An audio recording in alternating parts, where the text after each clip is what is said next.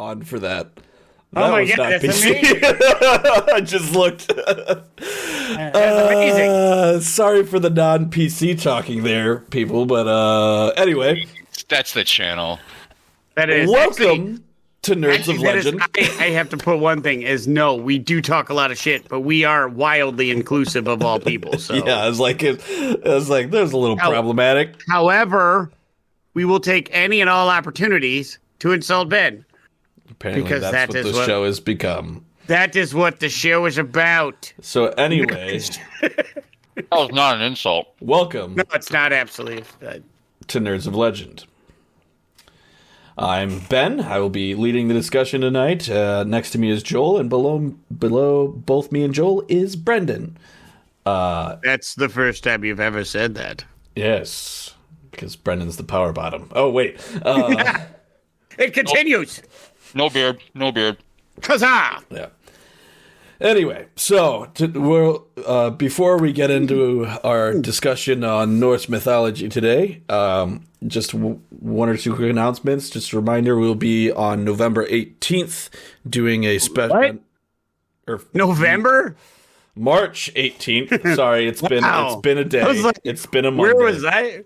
Where the hell was I for these planning sessions that 18th, went out so far? March 18th, we will be having a one-shot continuation of our one-shot that has now become a two-shot with Darling Creepshow. There's a word in the English language for that. It's called a continuation. It was supposed to be a one-shot, and now it's a two-shot. So it's a continuation. A continuation, yes. The one-shot.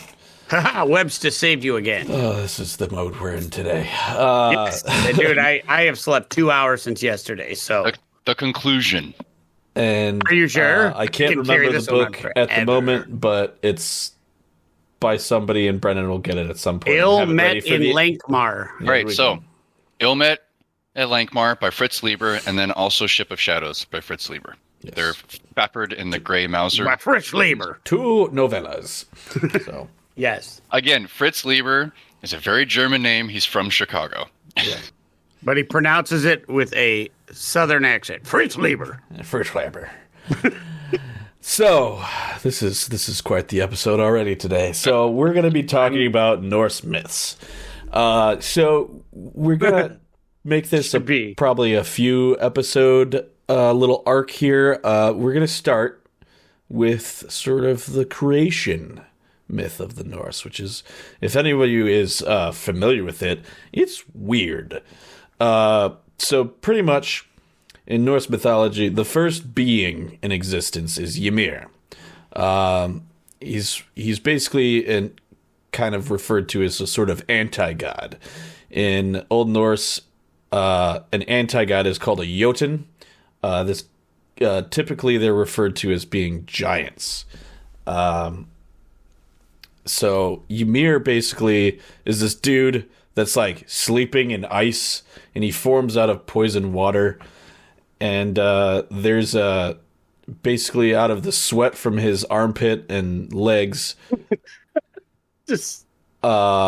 we get an anti-god man and a woman, and another anti-god man born from Ymir's 2 legs mating with each other. I don't understand what this guy's biology like. It's weird. There's another living being that is produced from the dripping poison soon after Ymir, and this is a cow, the rich heifer or Athumla.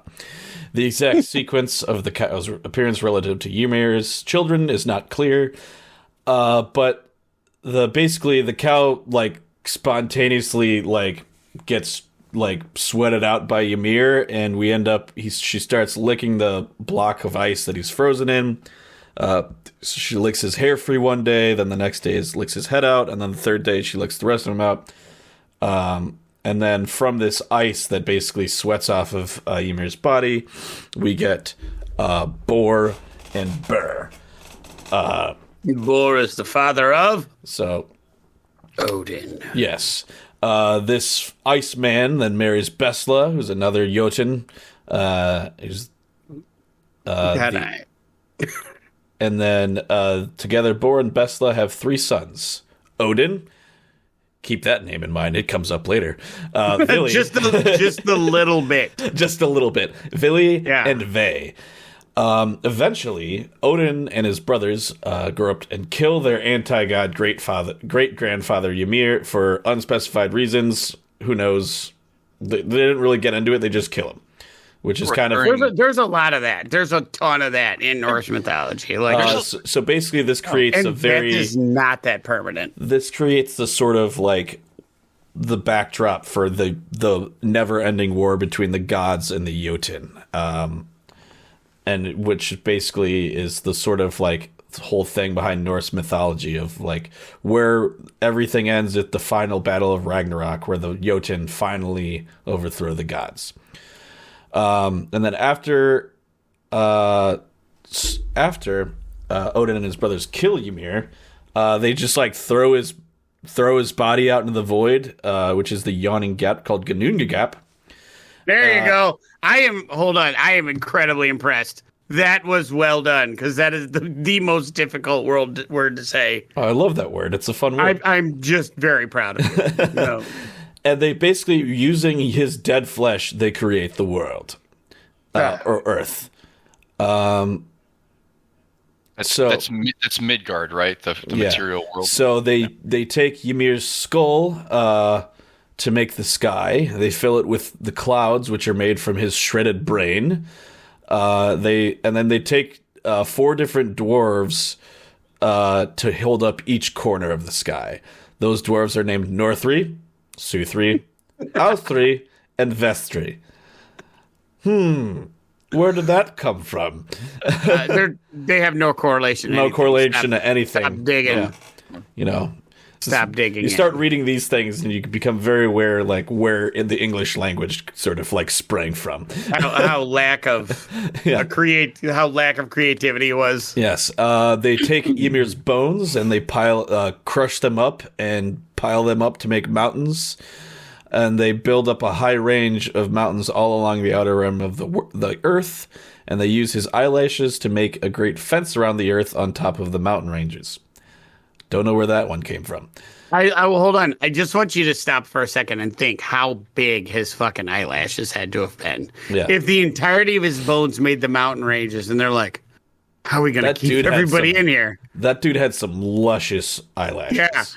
Yeah. There is nobody out there that had lashes like that. Like those were store-bought.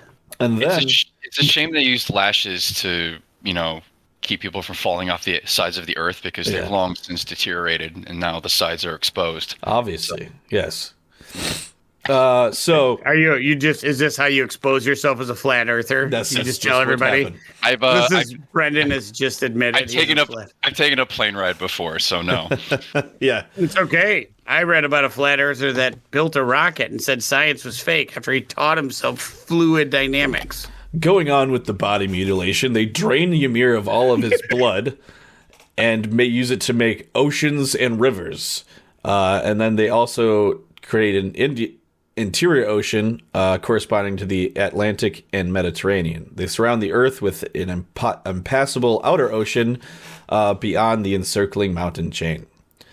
And then I don't think Ymir was a very functional creature. No, I think he was just basically maybe that's why. Maybe it was a mercy. He was just like a freaking nightmare pile of flesh.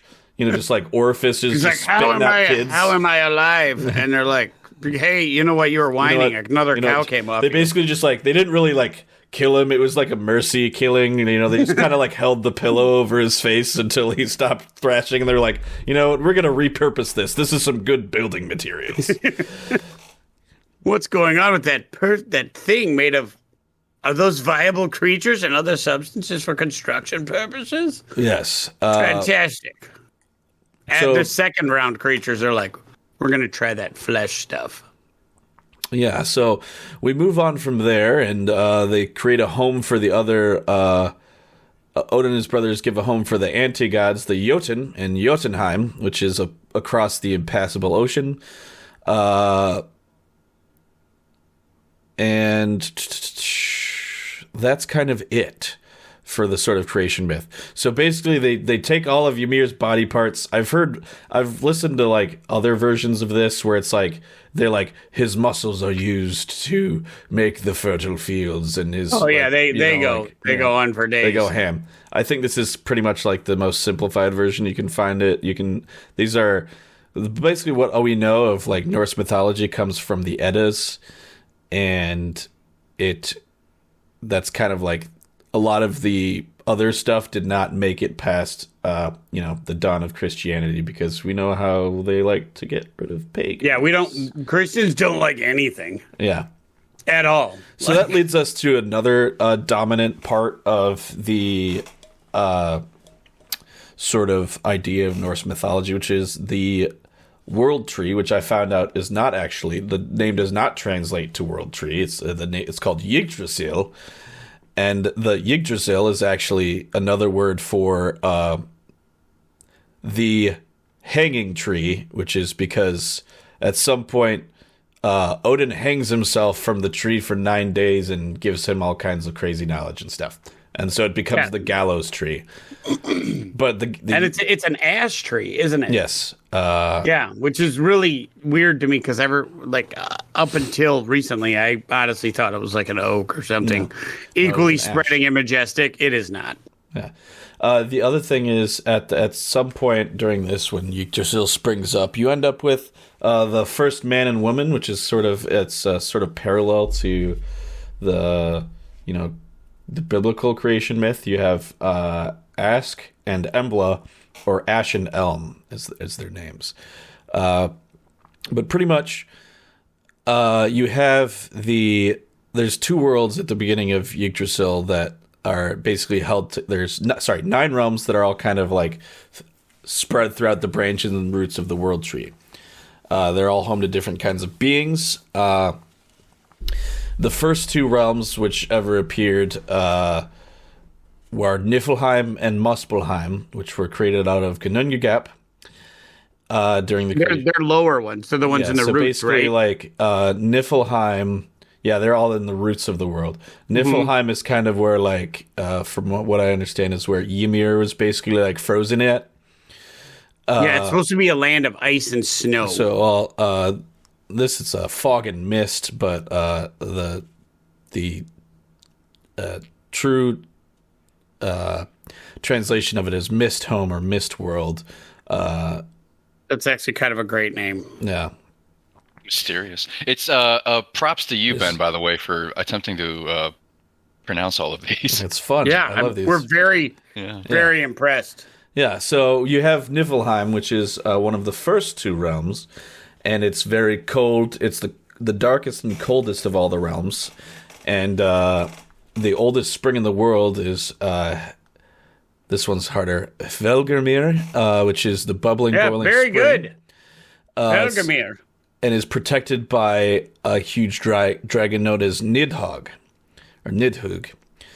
So it's basically it's believed that all of the cold rivers in the world spring from Velgermir, and is the source of 11 rivers in that sort of Norse area. So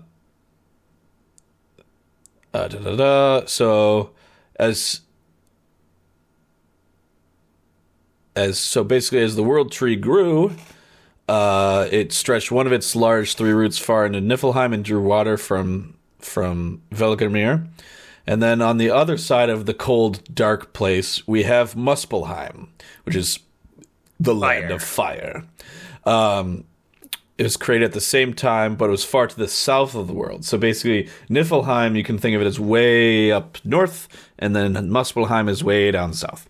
It's a burning hot place. It's filled with lava, flames, sparks, and soot. It's the home of fire giants, fire demons, and was ruled by the giant Surtur, which, again, he comes up later. He's basically the sworn enemy of the Aesir, and it is foretold that at Ragnarok he will destroy Asgard and turn it into a flaming inferno. Yes. So if you watched Thor, you saw kind of like that. It's exactly like that, too. That is word for word from the Norse text is how he does. So, and then while they escape in a spaceship. Smack dab in the middle of everything, way up in the sky, we have Asgard, which is the home of the gods. Odin rules it and is chief. He's married to Frigg, who is the queen of the Aesir, and inside the Asgard is Valhalla, or the Hall of Heroes.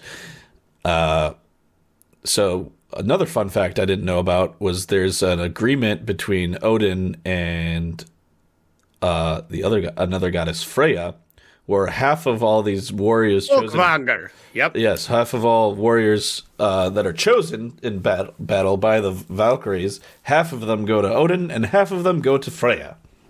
So they go to Folkvanger.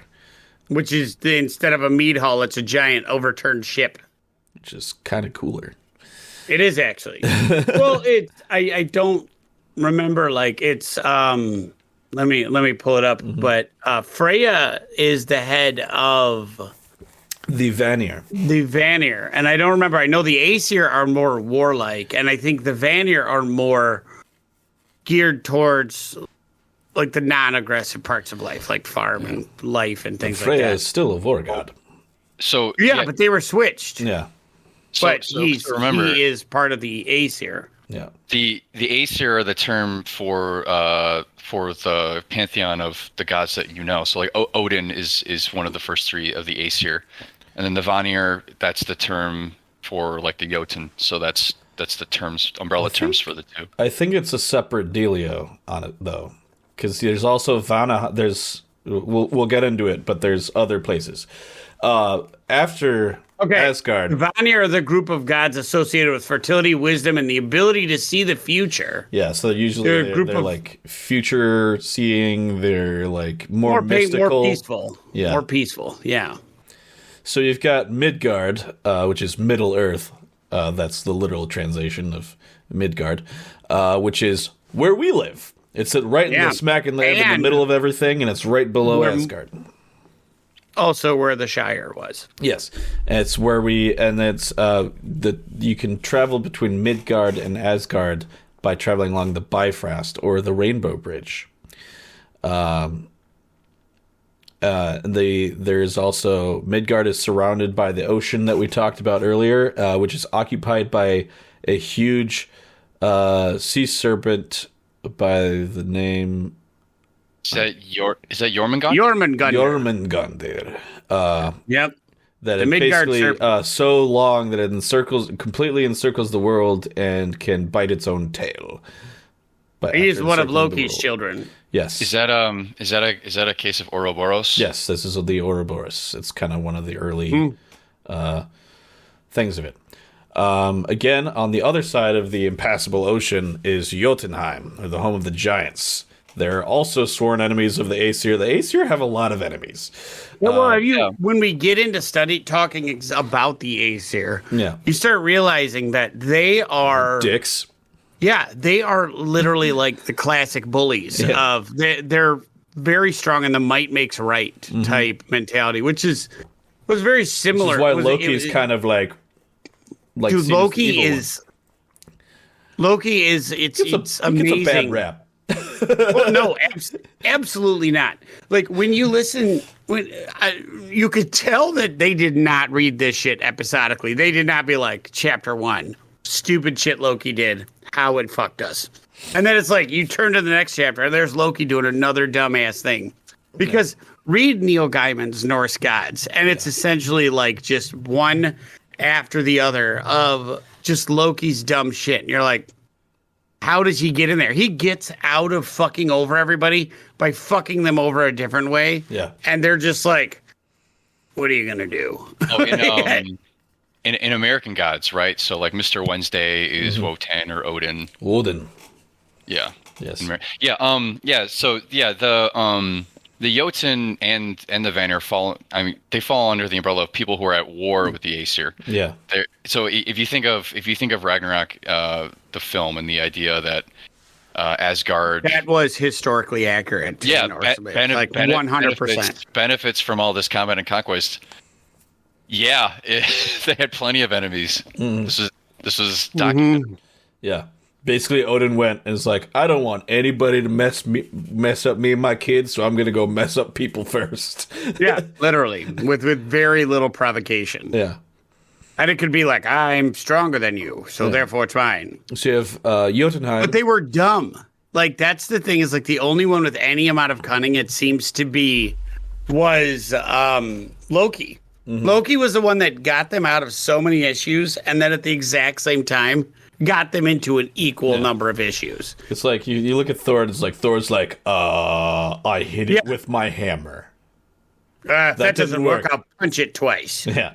And then find my hammer and hit it again. Yeah, it was amazing. So, Joel, this is very apropos.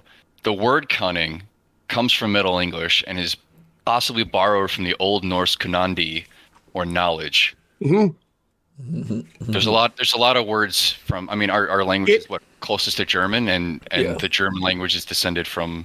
In one of my new endeavors, I am currently in the process of world building, and a very pivotal point in the story happened around 950 A.D.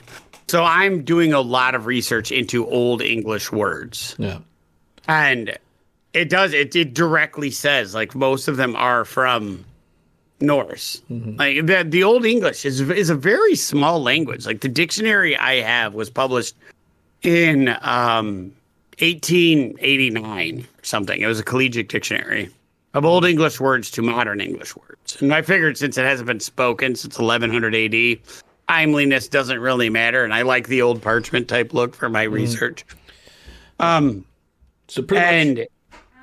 So many words come from Norse that it actually heavily have like Norwegian like pronunciations to and Germanic pronunciations to the words.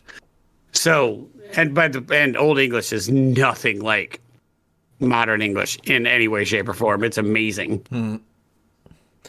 Yeah. So basically, Jotunheim is mostly rocks, wilderness, and dense forest, and is in a bunch of snowy regions. The giants live mostly off of fish and animals from the forest, and there's no fertile land there. So, like, basically, they are completely subsistence living. Hold on a second. I forgot to mute my phone. It's annoying.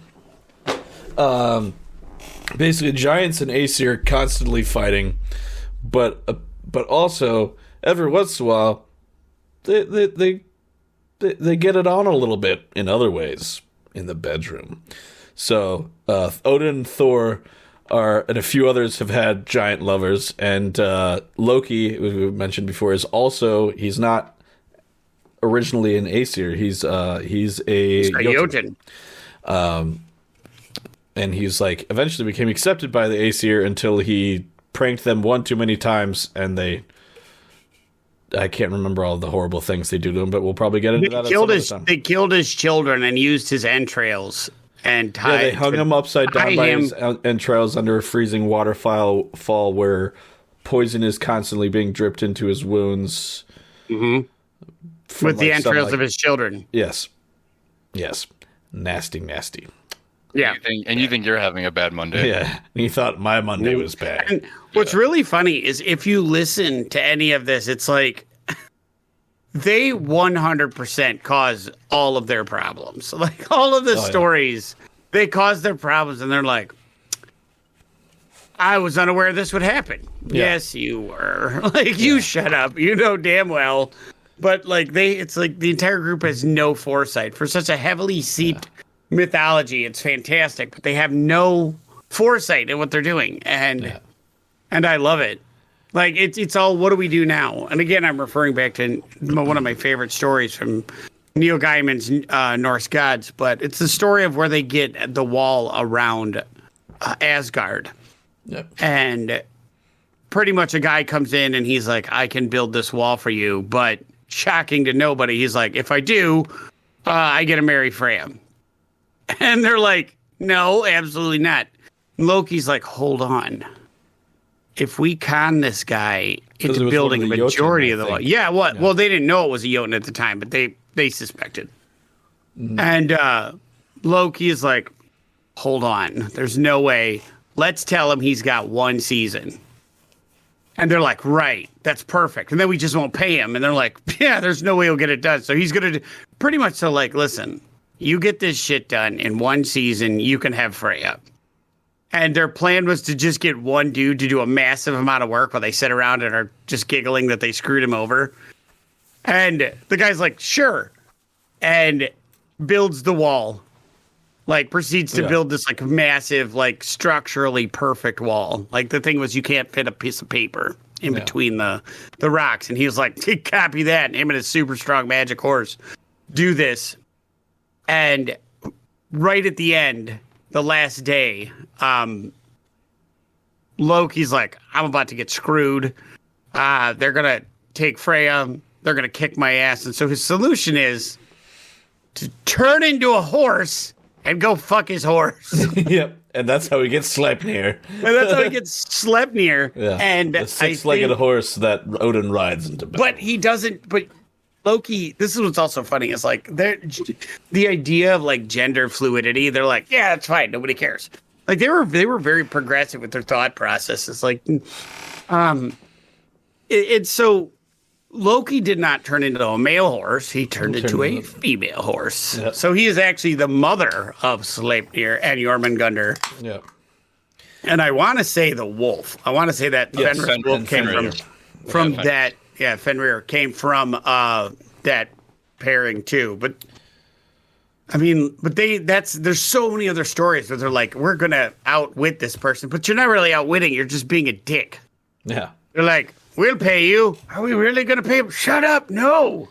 We have no intention. It's like, I mean, this is one of those things where apparently Freya's like the most beautiful thing that's ever existed, because there's also another time where someone agrees to give Freya as a bride to the giants. And then instead they're like, because, the giants steal Thor's hammer.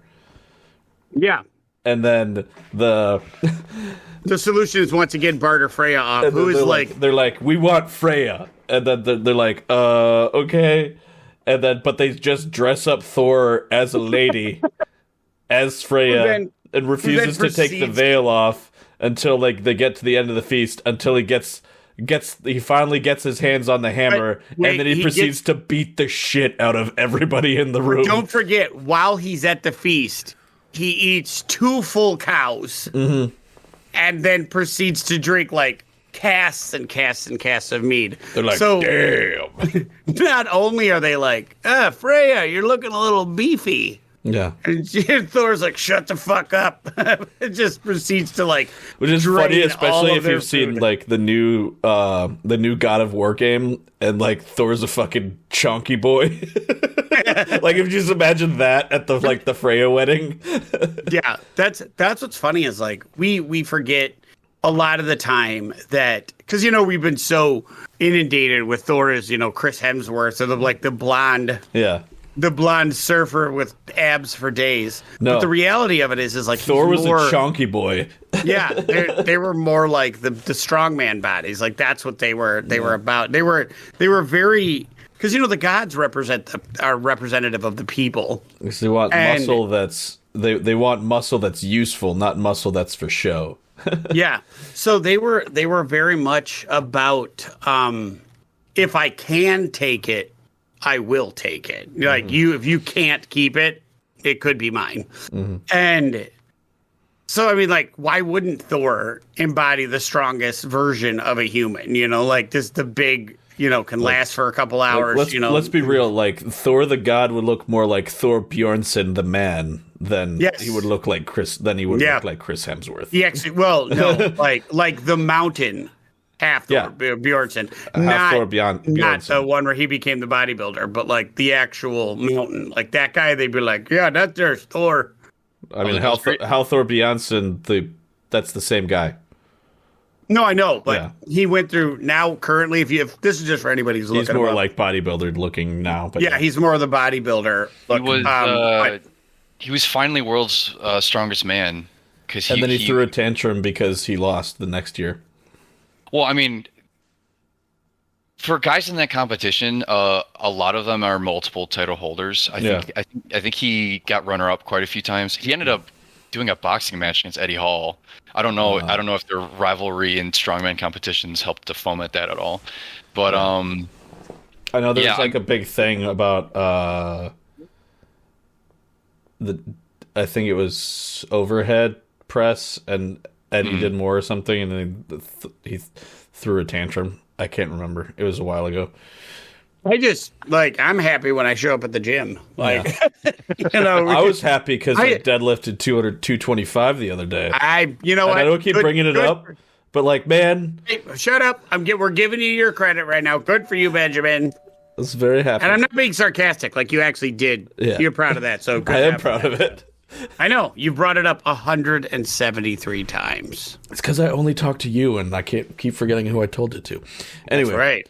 You hear that, Brendan? He only talks to me. Go fuck yourself. Brendan's busy, and he doesn't have time for Shut up. Don't minimize my accomplishment. Fuck yourself, Brendan. Moving back to Yggdrasil in the Nine Realms, we have Vanaheim, which is grief for you for that one. Yeah. Yeah. So we've got Vanaheim, which is sort of a I'm thinking it's I would bet you had going off of the Vanir and the Aesir. I wonder if there was rival sort of religious factions in the Norse, and then it represents more of the ideology of the people. Yeah. So the Vanir were considered masters of sorcery and magic, and they were soothsayers and stuff. Well, farmers were more likely to pray to the Vanir. Yeah. But war was very much a big part of the life of the Northern Germanic tribes. We're centuries away from a unifying force. Yeah. So if you could get something by going and attacking the guy next door, you do it. Yeah. And so their entire culture was built off of, if you're strong enough to do it, and I know I've said this probably 4 times so far just this episode, the entire culture was built off of, are you able to do it? Are you strong enough to take it? Yeah. Why wouldn't their gods represent the same type of thing? Yeah. Because each one is praying to each god to be let me hit harder than this guy because I'm taking his stuff. So basically, there's a war between the Aesir and the Vanir. They got beaten bad enough that no one even knows where Vanaheim is anymore in terms of location on the world tree. But at the end of the Aesir Vanir war, the three of the Vanir were taken, basically moved to Asgard as a sort of peace offering, token of peace. So we've got, and those three are Njord, Freyr, and Freya, who apparently the giants really want a piece of Freya as well. Yeah, because she's hot. She's she is the love interest of everyone. So going on from there, we also have Alfheim, which is the home of the Light Elves. It's up in the sky with Asgard, right next to it. The 8 Light Elves apparently beautiful creatures. They're considered guardian angels. Freyr is the ruler of Alfheim, and they're sort of the Light Elves are minor gods of nature. And fertility, so they're sort of known for, they're probably seen as tree spirits, and they help with art and music, and they can help or hinder humans with their knowledge of magical powers. So we've got some elves going on, and then hold on, just to be clear, these elves they're not D&D elves. They are not. I'd put Santa's them type elves. I'd put them closer to Tolkien, maybe. Tolkien took a lot of influence from the version of the elves. They're very beautiful. They're very arrogant, but I believe these also elves takes a big part of Northern European and the Germanic legends. With the Hildefolk and all these other, they are not creatures that are to be fucked with. Yeah, they determine if it's bad, the elves probably did it. If it's good, the elves might also have done it. Just because they are in what is considered the light and a top part of the top part of the tree where they're that's where the good and the godly are. No, they're also they're good. like sort of more like the trickstery type. Yes, they can sometimes help humans, but they also hinder them with magic. So they'll with very little difference. Monkey's paw shit. Yeah, and they would do it for no discernible reason. It's not like they would wake up and like you do the right ceremony. And a lot of the stuff in Northern Germanic trust and Northern European and Norwegian customs is appeasing them, just coming into a way of being like, please don't fuck with me today. Here's your mead. Don't fuck with me today, please. Yeah, literally, like, please don't fuck with me. Here's some mead. Yeah, Yeah, you'd put out offerings so that your fields would be bountiful. That sort of thing. Literally, just please don't fuck with us. Yeah. So also, the next one we've got is Svartalfheim, which is the home of the dwarves. I've sometimes heard of this as being like sort of the like dark. There's like dark elves, but it seems like recently it's become more like dwarf home. The Svartalfheim is like under Midgard, so we've sort of got like a little matrix going on. You've got like Midgard right here. We've got Asgard. Next to Asgard, we've got Alfheim and Jotunheim, and then I believe down at the bottom. Very bottom, we've got Niflheim and Muspelheim. So, like, right below Midgard, we've got Svartalfheim, which is basically Dwarf Town. They're master craftsmen, and they give the gods of Asgard lots of powerful gifts all the time, or maybe they're just like, please take this and leave us alone. More that one. Yeah, so I'm not familiar what this magical ring is, known as Draupnir, but Gungnir... That is Odin's.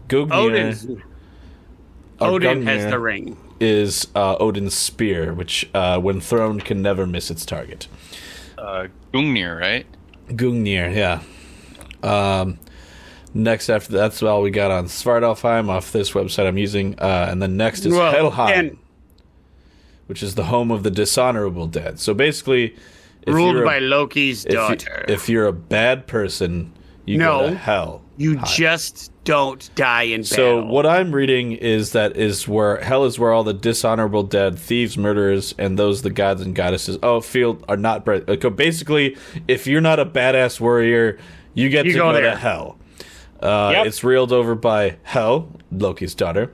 It's a very grim and cold place. It's super cold, and any person who arrives there will never feel joy or happiness again. All because you're not, like, you're like, I think I'll be a farmer. And they're like, you're fucked in the afterlife, right? They're like, no. That's why you're supposed to farm and get your slaves to do that for you. That's like what the Norse did all the time. We're not even getting into that yet. We're not going to start on like culture. We're just talking about the mythology. The culture is fucking wild. Like you hear some of this stuff and you're like, okay, I get kind of like see where like the Vikings like why they were dicks because their gods were dicks.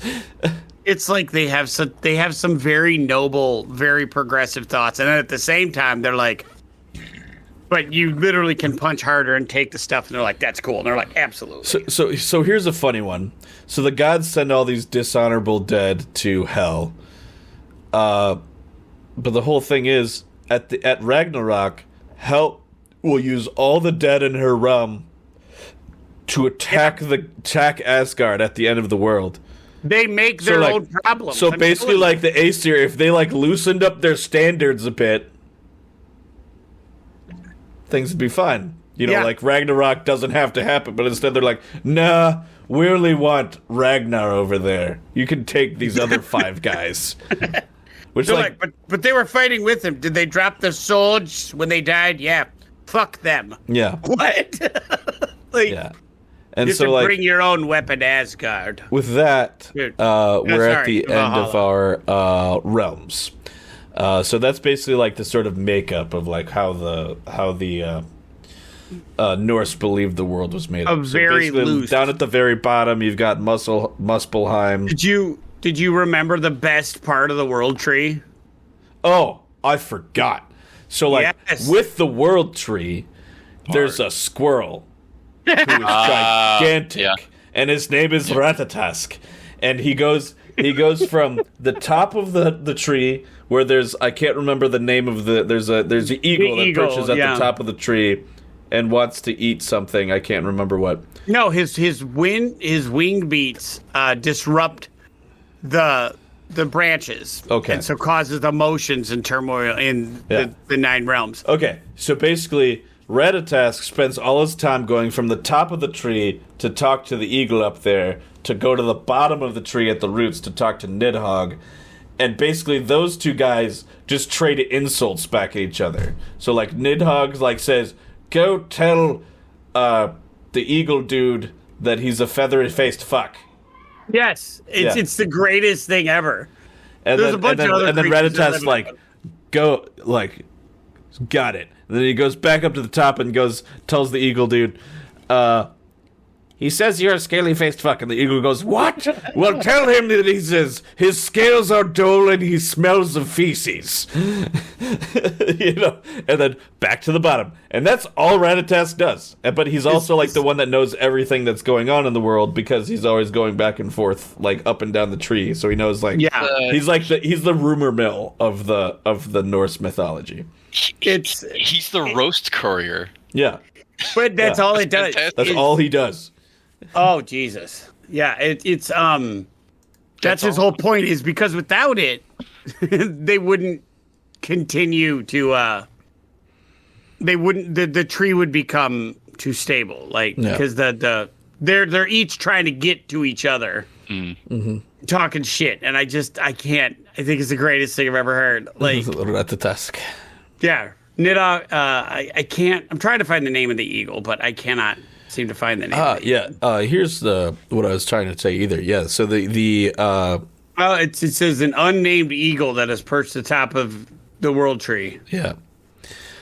So there's like I said, Yggdrasil. I used to think it translates to world tree, but it actually is the translation is Odin's horse, or the interpreted mean gallows, because we already said that. Yeah, I couldn't remember the exact. It's the horse of the hanged. Yeah. So does that story tie into how he loses his eye? Because I read somewhere. So the whole thing with his eye is like, so there's this dude Mimir, right? And so like, you know how there's like the 3 roots of the world tree. Yeah, one of them. So like one of them goes into the well of Mimmisbrunnar, which is basically this well or spring that is it's the well of knowledge, I believe. Yeah. We could spend several episodes of just the weird ass shit. Yeah. Of how stuff comes into. Like there is a god that knows everything, who's made out of everybody's spit. Yeah. Like all the gods spit into a spittoon, and then all of a sudden out sprang this random dude. Yeah. Mm-hmm.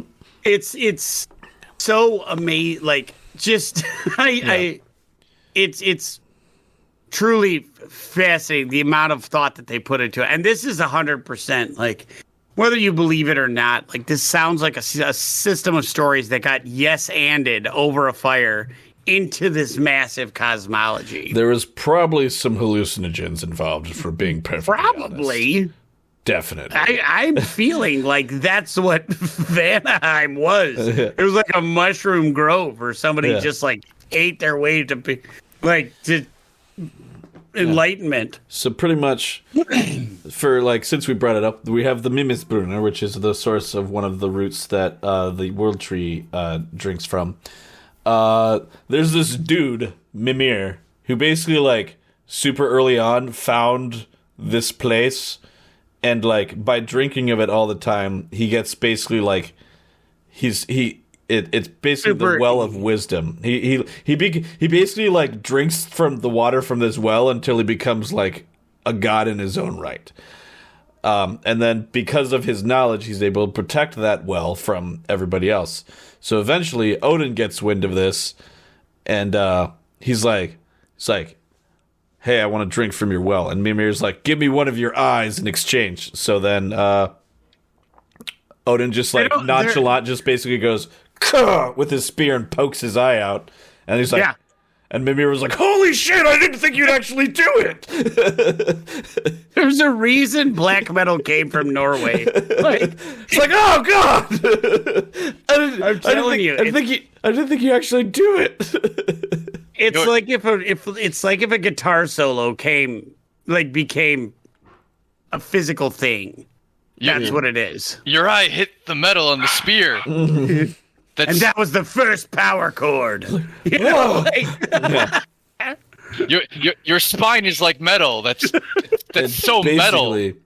Basically, eventually, Odin gets tired of going to.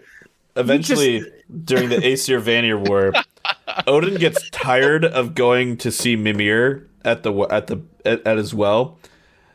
Cuts his fucking head off and hangs it from his belt. So that Mimir can talk to him all the time. He absolutely did not die. No. Because nobody's got time for permanent death there. Yeah. Yeah. So basically he ties Mimir's head to his belt and then so that Mimir can give him secret knowledge and counsel to him. Why Mimir decides to play ball, I have no idea, but there's definitely a lot of motivation left out in the why things are happening. To be fair, it's a lot of yes and it's a lot of improv. To be fair, we have everything we know about Norse mythology comes from 4 poems or 4 sagas. And then an ass load of word of mouth passed down. So there's the poetic Edda, and then there's the prose Edda. Yeah. Both basically translated by Snorri Sturluson of Iceland. Yeah, it is in the 13th century. So essentially, by that point they're more or less Christianized, right? And they're sort of collecting it. So I don't know anything about Snorri Sturluson, but I'm gonna put money on him being a monk. Oh, you could probably. Probably. No, he's just a dude that looks like he just wrote a bunch of Norse history. Yeah. So the thing to remember is they're known for their martial background and they're known for raiding the coast of England. But the other thing to keep in mind is he's a lawyer. Yeah, life is very brutish and short if all you do is raid. Yeah. And when they look into the genealogy of the Viking peoples, they're not all blonde. There's a lot of brunettes. There's a lot of genetic variance because they accepted whoever made the trek up there and was exactly. And they were excellent sailors. You see, the Varangian Guard in the Roman Empire were volunteers, Scandinavians. Well, that had massive huskarls. You see evidence of the Vikings actually sailing all the way down to the Mediterranean. So Vikings did take slaves, but I believe that the one thing that was different was if you were a what's the word they use for it? If you were enslaved, a thrall, right? If you did become a thrall, if you proved yourself and did a good job, you could actually most of the time you'd could rank up and get granted your freedom back. So if you were whether it's oh, you did a good job being this Viking squire in battle, or you helped out when those bandits raided. Yeah, you could be. I mean, obviously, there's probably some you could not be fucked with by somebody else if you were a thrall owned by somebody else. A lot of them, slaves are property. Yeah, and that it's don't take their horse, don't take their slave. Obviously, there's obviously you've got dick slave owners, but it actually was common practice to let the slave earn their freedom, so to speak. There's a lot of general because merit if you're sending out your guys out to get killed all the time, you have to revamp. You got to refill the battle line every so often. Yeah. So it's hey, that Jeff's kid that we stole that we enslaved 15 years ago. He's looking pretty beat, pretty buff. Put a sword in his hand, see if he can do a good job. Right? I mean, there were. They had the concept of nobility and they had jarls and everything, but there's also a lot of history in Norse. The Norse peoples killing inept leaders. Yeah. Or taking position through strength. Yeah, And if you fucked up too many times and took them on bad raids or took them on bad like journeys, you probably weren't gonna go on it like if it happened like more than like once, you're probably gonna have a bad time. Yeah, and women could divorce freely. Women could fight. They also ran the household while the men were out. They were the unequivocal boss of that one. Like if the husband was like, I think, they're like, hey, that's cute. You better get out of this fucking house. You think? Fuck off. I slaved away for 9 months while you're off partying with your buddies, and this is how you repay me. Like it says right here, one of the grandest burials is from the History Channel. Ever found in Scandinavia during the 9th century, belonged to the Ausenberg Queen. A woman was buried with her ship. The whole ship. The whole ship. Not like an effigy, the whole goddamn ship. And usually it wasn't just the ship and her possessions. They usually buried people of great position with their slaves. With their staff. Yeah. Like you served me well in life. You served me so well, I want you to serve me in the next one. That was a very common thing. And people would take oaths to guard tombs. Yeah. And actually they have a very interesting, even though I hate zombies in all forms, their version of the undead, the Draugr. Right? Yeah. The Draugr. Yeah. Yeah, they agreed to like serve their lord in they did. In death and they were no joke. They were not like the stupid undead they have there. These were like fully functional, albeit dead people. Yeah. You come and raid this barrow and a Drauggr's going to come out and kick your ass. Yeah, and they're not like Skyrim Draugrs where they're just like grunting stupid things. These are like legit. I believe what you're looking for is like the noise like yeah. That one's always in my brain. They had a Draugr scene in The Northman. They did. Which is pretty cool to see. And he kicked its ass by remembering that let it be in the moon. Yeah. That was a wild movie. Sword was named Draugr, but he could only draw it at night. Yeah. Yeah. It was a fun movie. You should watch that one, Joel. It was pretty fun. We'll do a watch party. It's a fucking trip. Very, what is it? Very violent. The Northman. Yeah. Alexander Skarsgård, I think, was the lead. I heard it was horrible. It was great. Which means I would love it. I love it. The worst. I loved it. It was so good. Very straightforward. It's almost presented like a myth. I mean, there were things that I wish they would have done differently, but like I looked at it was basically very mythological.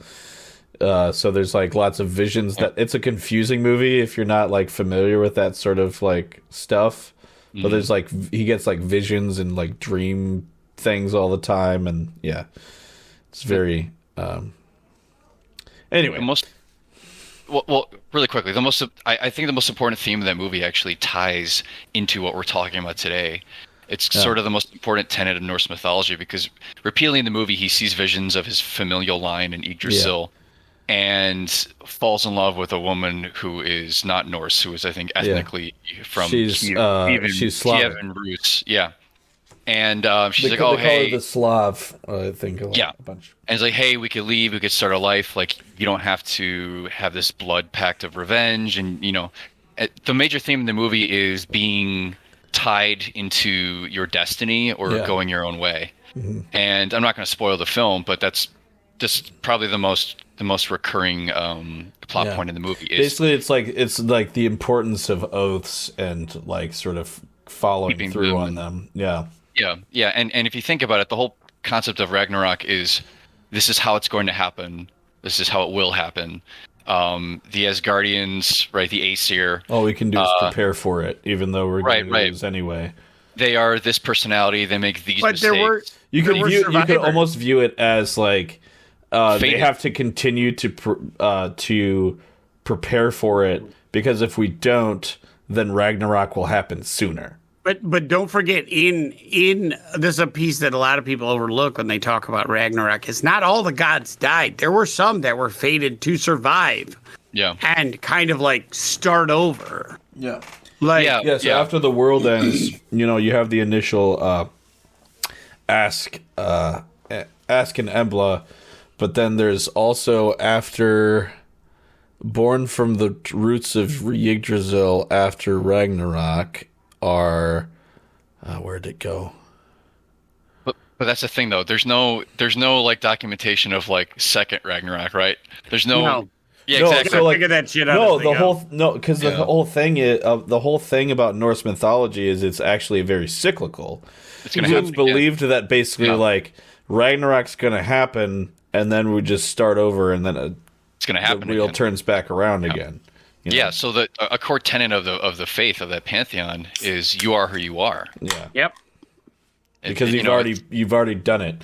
It's like I feel like it's sometimes implied that Ragnarok's already happened before, and it's going to happen again. Yeah. Which I don't know about you guys, but that's a little. It comes off as kind of dim and and kind of droll and sad. Well, it's a very dark. I mean, it was a very dark, brutal. Time. Violent culture, culture and time that like existed at a time where it's like if you fuck up, like they lived in a place where you were one harvest away from death. Yeah, it was every year until you die, which makes sense for why Ragnarok would be such a cyclical cycle. Yeah, is because you make every winter, year it's winter. It's like if you fucked up, if you didn't hoard enough grain or fruit or didn't prepare enough food to get through the winter while you were and that also explains a lot why their culture was so much of like, what do you have? I want it, because the more you had, it was more likely you were more for likely you to survive that winter to it's like the cartoons where you get it's like the cartoons where you get the squirrels that would go and steal each other's nuts all day long. It's funny, and then you get the one with like a tree filled with them. It's funny because you like a lot of times the depiction of hell like in Christianity is like fire and brimstone. Mm-hmm. The horrible places to exist in Norse mythology. Fucking cold is the cold places. Hell is a frozen nightmare. Jotunheim, which is like inhospitable to humans, is like cold as fuck. Niflheim, which is inhospitable to people, they only have one fire realm, and that's just like where the fire giants live. Like we just don't talk about them. Like I don't even know how Muspelheim like kind of factors into like everything else that exists, but like their thing that they're scared of is freezing to death. So it's like you can see how that sort of like one shaped. Probably burned the shit out of themselves, and they're like, fire realm. Yeah, fire realm. That sounds good. The most glaring parallel to that in Christendom is Dante's Divine Comedy. So but in the Inferno, the farther away from the light of God at the final circle of hell is the coldest and all that. But but like when someone thinks hell, like as in Christian hell, like double hockey sticks, the burners are on. The fire's on. Yeah, they don't think like most people like. Like, yes, I'm aware that in Dante's Inferno, like, the bottom of hell is a frozen hellscape of an icy lake at which the center of which Satan is, like, stuck into. Surrounded by apostates, Yeah. But, like, when I think hell, like, as a Christian, I think, like, fire. You think, yeah. But, like, an underground cavern constantly on fire, yeah. Yeah. But, like, it's like, but the Vikings were like, no, I have seen through hell. It is the frozen wasteland that will kill us if we do not have enough food. I mean, honestly, to survive forever, to live forever in like biting cold, that sounds horrible. Yeah. I mean, I don't want to be like burned to death either, but like I played the first God of War game recently, and I went to like Helheim or whatever, and was like the new ones after 3. I didn't play the new one. I played the 2015 one. I don't have a PlayStation, so I can't play Ragnarok yet. Okay, but like you go to like all the realms, and like Helheim, I was like, this is literally the worst one. I hate this one. Like the entire time. It's like so they did a good job. I can see how cold it's gonna be. I can see how cold I am. It's not okay. So, what are we going to go on next time? Are we going to continue this I'd say one? we didn't touch on the Pantheon at all. So I think... Yeah. We'll talk about this a little bit offline, but I think what I'd like for the next episode is for each of us to have a god, like I'm going to say 3 of the major gods. We'll pick them amongst ourselves that we're going to give a little report on, and just divvy that up, and then we'll do a little talky talk about those. We'll each do a little deep dive on our own individual one. We'll do a little talky talk. We're gonna do a little talky talk. Weird ass talk. PowerPoint presentation. Yeah, not even a PowerPoint. No PowerPoints. If you find some badass reference, some badass reference images, Starwave, Microsoft Starwave. There we go. If you find some badass reference images to throw on, send them to me, and we'll have it up on here. But other than that, I think that's what I'd like to see with this one. Are we gonna stick with the Aesir and the Vanner? Are we gonna stick with just one? One side, you can do one either. and one. You can do Why either. don't we just do one and the other? Because they're pretty detailed. The most interesting to you. Yeah. We'll open it up. And then if we still think that we need to cover more, we'll do it again. So, with that, all right. Thanks everybody for watching. We hope you enjoyed our little talk about the sort of creation and makeup of Norse mythology, of how the world works. Light brushing. A reminder: we're going to have our special stream with Darling Creep Show on not in November, March 18th. Very good. And then next week we'll be doing the Franz Lieber books, which the name escapes me now. Ilmet in Lankmar. There we go. And Ship of Shadows. I don't know why I can't remember the book. It's fine. Dude, honestly, it slips my head every time. If I didn't save it, I would be like, what the fuck am I looking at? So we got those. Wednesday, we'll be continuing our little adventure where for Candlekeep, whereby Gideon is doing some errands for his mom. And maybe if we get through that fast enough, we'll continue on someone else's character arc. So... thanks everybody for watching. We'll see you again on Wednesday.